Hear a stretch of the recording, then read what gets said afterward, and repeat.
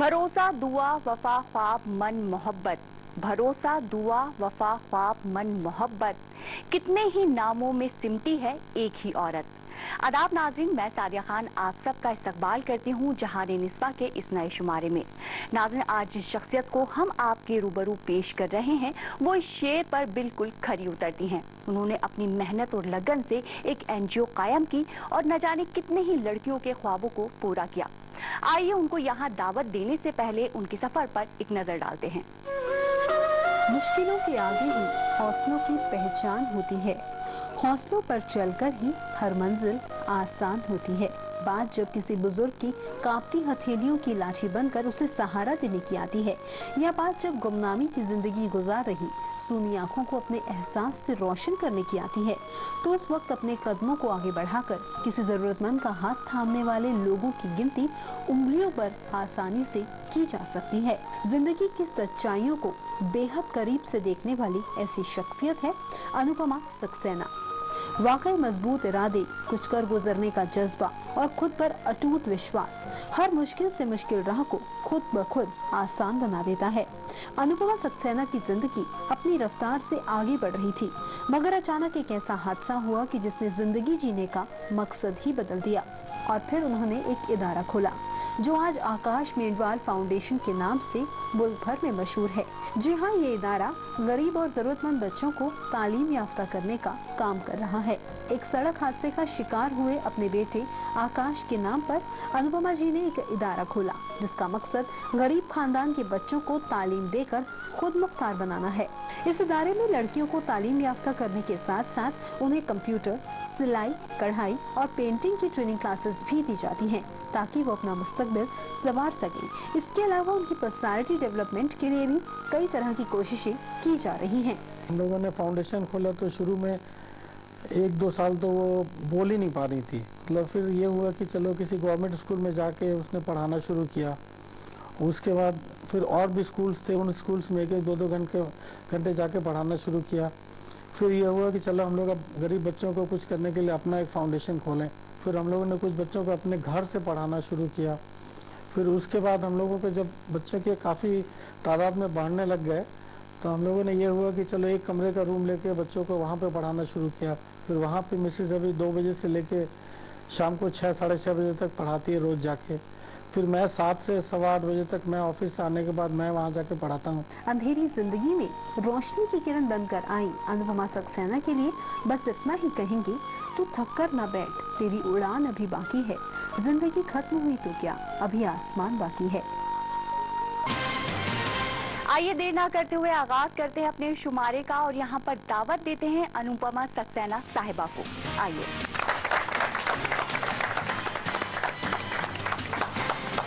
बहुत बहुत इस्तकबाल है, बैठिए। अनुपमा जी, सबसे पहले तो आपका बहुत बहुत इस्तकबाल है हमारे इस प्रोग्राम में। Thank you. सबसे पहला सवाल ये है कि आपको अनुपमा आपका नाम है और अन्नू आंटी के नाम से आप मशहूर हैं। मैं आपसे ये पूछना चाहती हूँ, आप एक हाउसवाइफ हैं, आपने एक NGO बहुत अच्छे से आप चला रही हैं जिसमें काफ़ी सारी लड़कियां तालीम हासिल कर रही हैं, बहुत सारे काम कर रही हैं, अपनी ज़िंदगी को संवार रही हैं। NGO खोलने का ख्याल कैसे आया? NGO खोलने का ख्याल एक्चुअली मेरा एक लौता बेटा जिसकी रोड एक्सीडेंट में डेथ हो गई थी, तो उसके नाम को आगे बढ़ाने के लिए और अपने आप को बिजी रखने के लिए मैंने उसके नाम को, क्योंकि वो नाम हमेशा चलता रहेगा, इस वजह से मैंने NGO खोला वैशाली में। क्योंकि लड़कियों के लिए आगे बढ़ने के लिए कोई गवर्नमेंट स्कूल नहीं है आफ्टर 8th। अच्छा। तो ऐसे में क्या है कि कई पेरेंट्स जो हैं बच्चियों को आगे पढ़ाते नहीं हैं और काफी ड्रॉप आउट्स हो जाती हैं जी। तो हमने देखा कि ऐसे लड़कियों की तादाद बहुत ज्यादा है, तो हमने मीन्स इन लड़कियों को अपने NGO में शामिल किया और इनको 10th ओपन से करवाया और इनको आगे बढ़ने के लिए एक हौसला दिया, क्योंकि हम चाहते हैं कि हर लड़की एक आत्मविश्वास से अपनी जिंदगी आगे बढ़े। जी, ये तो NGO की बात है, आगे भी इस पर हम बात करेंगे। बात करते हैं आपकी पर्सनल लाइफ के बारे में। आप एक हाउसवाइफ हैं और हम अपने नाज़रीन को ही बता दें कि एक ही बेटे थे आपके। हाँ जी। जिनकी एक्सीडेंट में डेथ हुई। क्या हुआ था, कहाँ थे, किस तरह हुआ, उसके बाद आपने एनजीओ शुरू करी? राइट। हाँ। असल में मेरा बेटा इंजीनियर था एंड लखनऊ में पोस्टेड था एयरसेल ऑफिस में।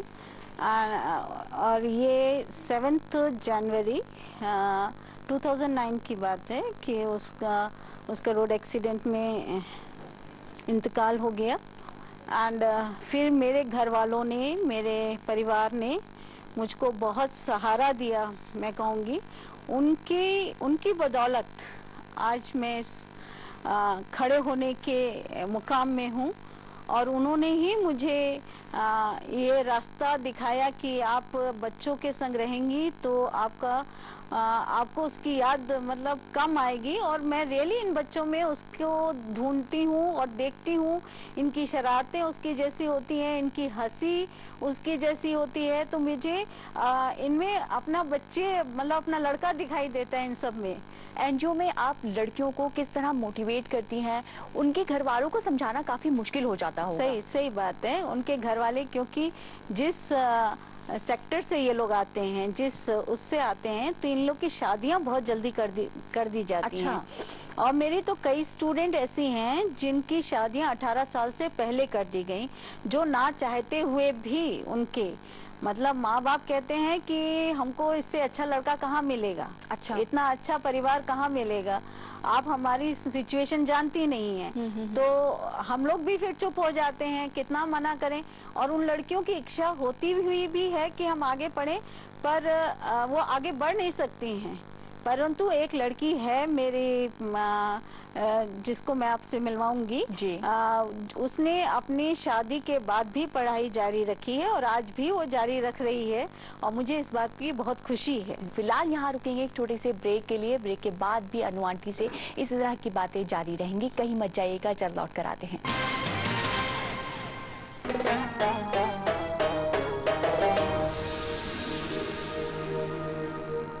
आज रात कैसे कहूँ में देखिए। मेरे जहन में ऐसा ख्याल भी कैसे आ सकता है कि बड़ी आपा हमारे टुकड़ों पर इस घर में रहेंगी। नसरीन की जिंदगी में क्या अब ये आंसू रुक पाएंगे? अगर अपनापन जताने का इतना ही शौक था तो मेरे भाई से शादी क्यों की? शौहर ने जाहिर की अपनी बीवी ताहिरा की असलियत। आप सबको परेशान करना बंद कीजिए, वरना पागल जानवर की तरह आपको कैद कर दिया जाएगा। देखिए कैसे कहूँ, आज रात 8 बजे। आज हमारे मुल्क में 6 करोड़ से ज्यादा लोग डायबिटीज से परेशान हैं। ब्लड शुगर पर कंट्रोल के लिए अपनाइए हमदर्द डायबीट। इसका 4 मुफीद जड़ी बूटियों जैसे कलौंजी, मेथी, कासनी और नीम से तैयार कुदरती फार्मूला रखे आपका ब्लड शुगर कंट्रोल में, वो भी बिना किसी साइड इफेक्ट्स के। तो एक्सरसाइज, प्रॉपर डाइट और अपनी मखसूस दवाओं के साथ अपनाइए हमदर्द डायबीट।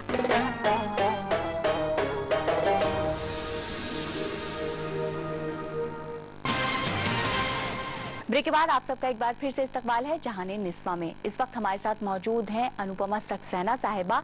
आइए अब आपकी रिलेटिव और आपकी फ्रेंड जो आपके बारे में बहुत सारी बातें जानती हैं उनको बुलाते हैं। आइए।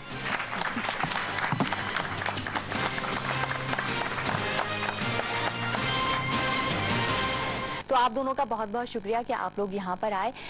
अनुपमा जी के बारे में हमने काफी सारी बातें जान ली हैं। अब हम जानना चाहते हैं वो बातें जो अब तक इन्होंने नहीं हमें बताई हैं। आप रिश्ते में उनकी भाभी लगती हैं और आप नंद लगती हैं, बड़ी नंद। तो जाहिर बात है कि काफी लंबे अरसे से आप इनको जानती हैं। मैं आपसे जानना चाहूंगी किस तरह का नेचर रहा है शादी करके? जब ये पहली बार आई थी तो किस तरह की थी, क्या क्या किस्से हुए, क्या बातें हुई? हाँ, जब ये शादी करके आई तो बहुत खूबसूरत थी माशाल्लाह, अभी भी बहुत खूबसूरत है। और इनकी हैबिट्स बहुत अच्छी थी। अच्छा। और सब हम लोग जब साथ में रहते थे तो ये काफी साथ में मिलकर के सब काम करना और सब संभालना, इस तरह की नेचर थी। और काफी खुश मिजाज थी और सब एक्टिविटीज में भाग लेती थी और बड़ी अच्छी तरह से रहती थी। आप बताइए आपके किस तरह के ताल्लुकात रहे हैं? जब मैं शादी होके इस घर में आई 91 में, तो उस समय ये दिल्ली में नहीं थी। अच्छा। रांची में पोस्टेड थे और हर समर्स में ये लोग वेकेशन के लिए अपने घर में आया करते थे। तो समर्स में हम वेट करते थे कि कब ये लोग आए, हमारा पिकनिक टाइम स्टार्ट हो। अच्छा। तो ये हमारी मतलब घर की छोटी बेटी हैं और बहुत ही नटखट, शैतान। और एक खुलासा और कर दूं मैं आपको कि इनका घर का नाम गुड़िया है। तो माशाल्लाह है भी गुड़िया ही जैसी वो। बिल्कुल, और इनकी आदतें भी गुड़िया जैसी ही थी। और घर में इनको जो थे वो सब बहुत छेड़ते थे। किस तरह चिढ़ते, क्या क्या के चिढ़ते थे? इनको जो था ये काम करने में बहुत चोरी करती थी। और स्पेशली मेरे हस्बैंड, वो हमेशा उनको खूब काम कराते थे कि अब मेरे लिए चाय बना के लाओ, मेरे लिए ये करा के लाओ। अच्छा। और बहुत शैतान टाइप के लोगों में से थी। हालात ने जो बदला सो बदला, लेकिन मस्त मौला। और आपने जो वाकया है वो इनके बारे में एक वाकया बड़ा मशहूर है हमारे घर में। जी बताएं। कि जब पढ़ती थी तो ये अपनी फ्रेंड्स के साथ पिक्चर देखने जाती थी। मतलब पढ़ाई नहीं करती थी और पिक्चर पढ़ाई करती थी, पढ़ाई में भी अच्छी थी, लेकिन मस्त मौला बहुत थी। तो जैसे फ्रेंड्स जाती हैं, जाती थी, और हमारी मदर इन लॉ थोड़ी स्ट्रिक्ट थी कि मतलब ज्यादा घूमना फिरना नहीं है। तो एक दिन ये घर आई पिक्चर देख के, और इन्होंने बताया नहीं कि पिक्चर गई थी। अच्छा। और लेकिन इन्होंने कहा हम अपनी फ्रेंड्स के साथ स्टडी कर रहे थे।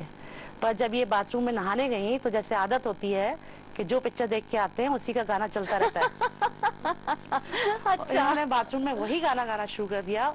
तो अब सारे घर को पता लग गया कि आज इन्होंने पिक्चर देखी, पढ़ाई नहीं की। कितने इंटेलिजेंट घर वाले थे आपके अनुपमा जी कि वो सिर्फ गाने से उन्होंने अंदाजा लगा लिया। बिल्कुल, क्योंकि वो पकड़ा था इनके हस्बैंड ने। अच्छा। मतलब छोटा भाई जो होता है, जनरली छोटे भाई ये सब चीजें बड़ी बहन की ना बहुत ऑब्जर्व करते हैं कि बहन कहाँ कर रही है, क्या कर रही है। तो उसी ने सबसे पहले पकड़ा था कि दीदी आप पिक्चर देख के आई हैं, और वो भी टक्कर पिक्चर थी, अब जब इन्होंने खुलासा कर दिया तो पूरी बात बता दीजिए। तो पूरी बात बता देती हूँ। और टक्कर पिक्चर थी, एंड उसमें एक गाना था मूर्ति गणेश की, सारी दौलत देश की। अच्छा। ओके। तो वो गाना इतना मीन्स कैची था कि वो दिमाग में भर गया था। तो जब हम मतलब फ्रेश हो रहे थे तो उस समय वही गाना चल रहा था। तब फिर इन्हीं के हस्बैंड ने मुझे पकड़ा था, और फिर पूरे घर वालों को ये राज पता चल गई कि मैं घर वाले को पिटाई लगाई। नहीं। मेरी माँ मेरे पे इतना विश्वास करती थी, मतलब मेरे माँ का था बच्चों पे बहुत विश्वास करती थी। उनको मतलब भरोसा ही नहीं हुआ कि मेरी बेटी जा सकती है। अच्छा। मतलब इतना भरोसा था उनका कि मीन्स मेरे से बिना कहे वो नहीं जा सकती। तो आपको तो फिर बुरा लगा होगा बहुत ज्यादा। और यही चीज मैं आज अपने सब स्टूडेंट से कहती हूँ कि कभी कोई चीज माँ से मत छुपाना। बिल्कुल। आप बताइए आपकी मैडम का नेचर किस तरह है? बहुत डांटती है, किस तरह संभालती हैं, बताएं। नहीं, मेरी मैम तो ऐसे अच्छी हैं, पर जहाँ से हमने मैम के साथ मतलब एक रिश्ते से मतलब शुरुआत की है, इससे मैं मैम नहीं समझती हूँ, चलिए मेरी फ्रेंड के नाते जो मैं एक समय ऐसा था जो मैं गिरने के उस पे आ गई थी, पर मैम ने मुझे इतना सहारा दिया, इतना हौसला दिया, आज मैं इतनी ऊपर उठ गई हूँ कि मेरा और भी मन करता है ऊपर उठने का। क्या इनके बारे में बताएं कुछ, किस तरह पढ़ाई के बारे में बात करें? ये लड़की बहुत इंटेलिजेंट है, इसका नाम रीता है, एंड इसके माँ बाप ने इसकी शादी 8th में ही जब ये थी इसकी शादी तय कर दी। अच्छा। तो हमने इसको क्योंकि इसको पढ़ने का बहुत शौक था, एंड पढ़ने में इंटेलिजेंट लड़की है, बहुत जल्दी ग्रैप्स करती है, तो इसको हमने 10th का फॉर्म भरवाया। अच्छा। और 10th के जब वो एग्जाम दे ही रही थी उस पीरियड में इसकी शादी की डेट फिक्स हो गई। और शादी के बाद ससुराल जाके इस लड़की ने मतलब इसने अपनी जिद से 11th का फॉर्म भरा, और मतलब 12th में मुझे ये गर्व होता है बताते हुए कि इस लड़की ने ससुराल में पढ़ के मतलब काम काज करने के बहुत सारे काम होते हैं, जिम्मेदारियां होती हैं, करने के बाद इस लड़की के पॉलिटिकल साइंस में 81 मार्क्स आए। क्या बात है, बहुत अच्छी बात है। यही वो मिसालें हैं जिनको देखकर आप जैसी बहुत सारी लड़कियां हिम्मत और हौसला करके अपनी जिंदगी में आगे बढ़ सकती हैं। तो इसी तरह आगे बढ़ते रहिए। आप बताइए। मैम के साथ रह के मुझे कभी एक माँ की कमी महसूस नहीं हुई। मेरे पापा जो थे वो मुझे पढ़ाना नहीं चाहते थे, मेरी जो माँ थी उन्हीं की ये कोशिश है कि मैं आज 12th कर रही हूँ। क्या बात है। लक्ष्मी के बारे में कुछ बताइए, क्या पेरेंट्स राजी नहीं हुए थे, किस तरह मनाया आपने उन्हें? एक्चुअली लक्ष्मी की माँ नहीं चाह रही थी और उसके भाई बहुत कंजर्वेटिव अच्छा। ख्यालात के थे, तो उनको इतनी मीन्स अच्छे से समझाया तो इन्होंने कहा नहीं मैं इसको आगे पढ़ाऊंगी। और आज ये है कि ये 12th कर रही है और इसकी कविता तो आप लोगों ने सुनी ही थी जब आप लोग आए थे पहले। तो ये इसका ये हुनर, मुझे इस बात की खुशी है कि हमारे यहाँ आके इस हुनर का हम लोग को पता चला और इस हुनर को बढ़ावा मिला कि ये अब कविता लिखने लग गई हैं, छोटी छोटी कविताएं लिखती हैं और अच्छी कविताएं लिखती हैं। मैं आप दोनों का बहुत बहुत शुक्रिया अदा करना चाहती हूँ कि आप दोनों यहाँ पर आए और इनके बारे में हमें बहुत अच्छी अच्छी बातें बताई। बहुत बहुत शुक्रिया आपका। आप देखने में बहुत प्यारी हैं, ये कहना मेरा बनता है क्योंकि वाकई भी बहुत खूबसूरत हैं।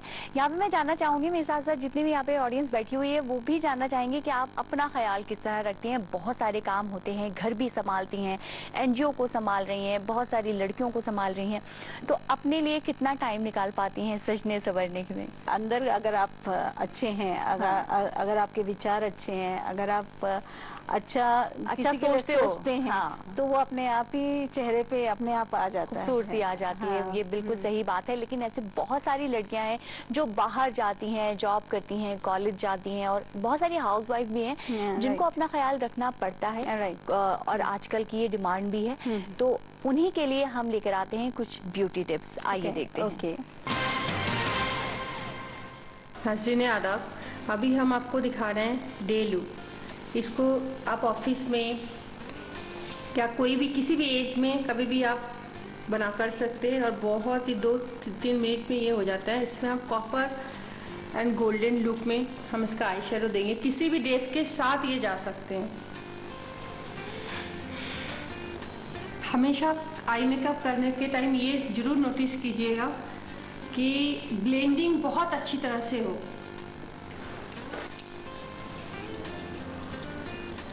और ये एज 15 से लेके 70 तक कोई किसी के ऊपर भी ये मेकअप शूट कर सकते हैं।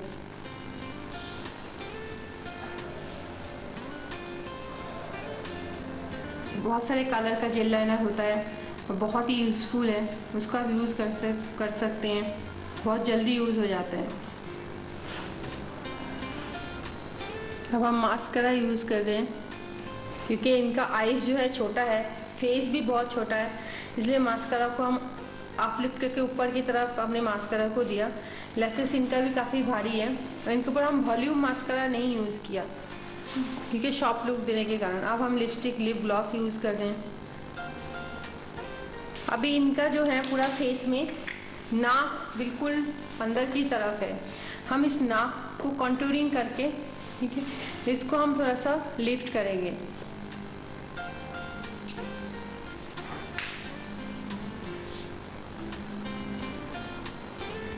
अब ये डे लुक आपके सामने तैयार हो गया। इसको किसी भी एज में और किसी भी पार्टी में, नॉर्मल ऑफिस कोई में आप इसको कर सकते हैं।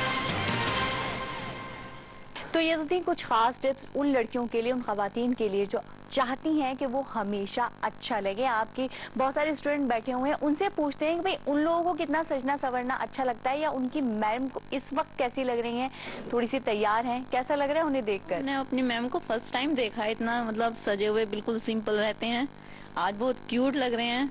हाँ, आज हमारी मैम बहुत सुंदर लग रही है। मैंने फर्स्ट टाइम मैम को इतने सजते हुए देखा है।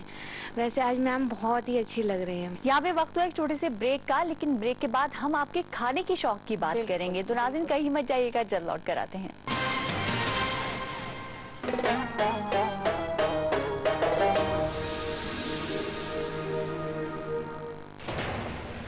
ये बगदाद है। सलाम ए आतिश नमरू। देखिए जी सलाम पर थीफ ऑफ बगदाद की कहानियां।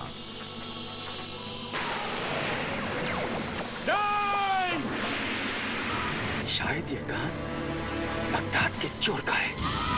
बगदाद का चोर इसकी लाश को बगदाद वालों के हवाले कर देना।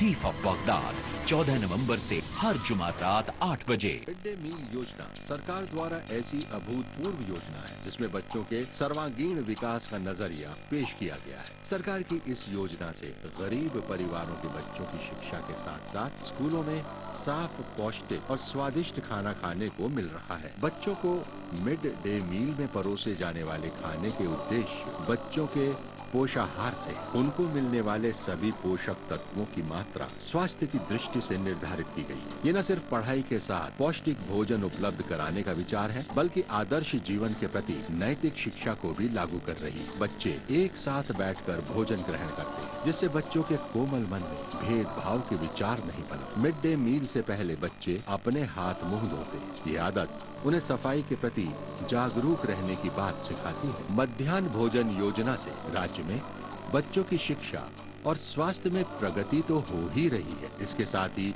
गरीबी रेखा के नीचे जीवन यापन करने वाले परिवारों की महिलाओं को भोजन माता के रूप में रोजगार उपलब्ध होता है, जिससे जहां उनकी आर्थिक स्थिति में सुधार हो रहा है, वहीं उनमें आत्मविश्वास भी बढ़ रहा है। विद्यालयों के नियमित निरीक्षण के लिए विभिन्न विभागीय अधिकारियों की समितियों का गठन और खाद्यान्न और पके हुए भोजन की गुणवत्ता सुनिश्चित करती है। सरकार ने शिक्षा की बागडोर खुद संभालकर अपना दायित्व निभाने का संकल्प लिया है।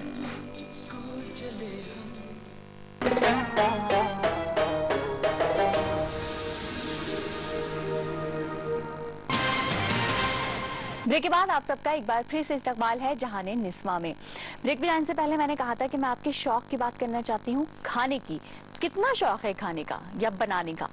बनाने का शौक, जैसे मेरी भाभी ने कहा, मैं बहुत कामचोर थी एंड मुझे मीन्स बनाने का शौक है, परंतु ऐसा नहीं कि मैं दिन भर किचन में लगी रहूं। अच्छा, जो काम फटाफट हो जाए, देर वाला खाना नहीं बना सकते फटाफट और न्यूट्रिशियस जो हो वो मैं बनाना पसंद करती हूँ और खाना पसंद करती जो हूँ, आपकी हेल्थ के लिए बहुत अच्छे हैं। आपके साथ साथ हमारे बहुत सारे नाज़रीन हैं जो खाने के बहुत ज्यादा शौकीन हैं, उनके लिए हम एक सेगमेंट लेकर आए अपना फूड कॉर्नर। तो आइए नाज़रीन देख लेते हैं हमारे फूड कॉर्नर में आज क्या है। तो चलिए, भुनी कलेजी के लिए हमें चाहिए कुकर, क्योंकि कलेजी को गलाना है, इसलिए कुकर में पकाएंगे। कुकर में मैंने पहले से ही तेल डाल रखा है। अब हम इसमें डालेंगे प्याज, साथ ही डाल देंगे थोड़ा नमक और गैस कर देंगे तेज। जब तक प्याज और लाल हो, हम साथ में डाल देते हैं कलेजी। कलेजी को डालने के बाद प्याज के साथ इसे आप अच्छी तरीके से भून लें। साथ साथ ही डाल देते हैं हम कश्मीरी मिर्च पाउडर, अदरक और लहसुन का पेस्ट, थोड़ा सा पानी। उसके बाद लगा दीजिए प्रेशर। चलिए, प्रेशर बिल्कुल निकल चुका है। अब हम लोग खोल कर देखते हैं। थोड़ा सा हरा धनिया। तो ये लीजिए, बन के तैयार है भुनी हुई कलेजी। रोटी के साथ इसका मजा लीजिए और इसको बनाने के लिए नोट कर लीजिए इनके मसाले। भुनी कलेजी बनाने के लिए हमें चाहिए कलेजी, कटी हुई प्याज, लहसुन का पेस्ट, अदरक का पेस्ट, छोटी इलायची, काली मिर्च, बड़ी इलायची, लाल मिर्च पाउडर, लौंग, जावित्री, हरी मिर्च, तेल, हरा धनिया और नमक हस्बे जायका। भुनी कलेजी बनाने के लिए सबसे पहले एक कुकर में तेल गरम करके उसमें कटी हुई प्याज डालें और थोड़ा सा नमक डालकर उसे कुछ देर तक पकाएं। उसके बाद कश्मीरी मिर्च पाउडर, लाल मिर्च पाउडर और अदरक लहसुन का पेस्ट डालकर कलेजी के साथ कुछ देर तक पकाएं। कलेजी को जायकेदार बनाने के लिए थोड़ा सा गरम मसाला भी डालें। अब कलेजी को गलाने के लिए थोड़ा पानी मिला लें और कुकर कुछ देर के लिए बंद कर दें। 2-3 विसल के बाद कुकर खोलकर कलेजी में थोड़ा सा धनिया मिलाकर उसे गर्मा गर्म सर्व करें। तो ये तो थी हमारी आज की रेसिपी। आपके बहुत सारे स्टूडेंट ये कह रहे थे मुझसे कि आपने उन्हें खाना बनाना सिखाया है। क्या बनाना सिखाया है आपको? हमें बहुत सारी चीजें बनानी सिखाई है मैम ने। बर्गर हमारे बच्चे घर में पसंद करते हैं कि बाहर का खाते हैं। मैम ने कहा कि बाहर का अच्छा नहीं होता, हाइजीनिक नहीं होता है। बिल्कुल सही बात है। तो उन्होंने हमें घर पे बनाना सिखाया बहुत अच्छे तरीके से, और पाव भाजी भी बनानी सिखाई। खाने की बातें हो गई, ब्यूटी की बातें हो गई। हमें थोड़ी देर पहले पता चला था कि आपको फिल्में देखने का, गानों का शौक है, तो ऐसे कौन से गाने जो आप अक्सर फुर्सत में गुनगुनाती हैं या फिर सुनना पसंद करती हैं? किस तरह के गाने पसंद हैं? कौन सा गाना गुनगुनाती हैं? ये मैं चाह रही थी कि आप मत पूछिए, लेकिन मैं ये पूछना चाहूंगी क्योंकि मेरे साथ साथ आपके तमाम स्टूडेंट और हमारी जितनी भी ऑडियंस बैठी है वो सुनना चाहेगी। एक गाना जो आपको बहुत पसंद है वो थोड़ा सा सुना दें। सारंगा तेरी याद में नैन हुए बेचैन, मधुर तुम्हारे मिलन बिना दिन कटते नहीं रैन, ओ सारंगा। क्या बात है, बहुत खूब। आपकी आवाज भी माशाल्लाह बहुत प्यारी है। तो बहुत मजा आया, बहुत सारी बातें जानी और मुझे लगता है कि हमारा ये शुमारा देखकर, आपकी तमाम बातें सुनकर हमारी जितने भी देखने वाली नाज़रीन है, ज़्यादातर ख़वातीन, उनको बहुत हौसला मिला होगा, बहुत हिम्मत मिली होगी। बहुत बड़े बड़े दुखों से आप गुजरी हैं और हम दुआ करते हैं कि आपका ये हौसला और ये आगे बढ़ने की ख्वाहिश इसी तरह बनी रहे। बहुत बहुत शुक्रिया आपका। जाने से पहले हम आपको एक छोटा सा गिफ्ट देना चाहते हैं जी सलाम की पूरी टीम की तरफ से। थैंक यू बहुत बहुत शुक्रिया। Thank you so much. Thank you. नाज़रीन, ये थी अनुपमा सक्सेना साहिबा, जिनके हौसलों ने हजारों जिंदगियों को एक रोशन मुस्तकबिल दिया है। मुझे पूरी उम्मीद है कि हमारा ये आज का शुमारा आपको जरूर पसंद आया होगा। वादा करते हैं आपसे कि अगले शुमारे में ऐसी ही शख्सियत से आपको रूबरू करवाएंगे। अब मुझे यानी सादिया खान को दीजिए इजाजत। आप रखिए अपना ख्याल। अल्लाह हाफिज।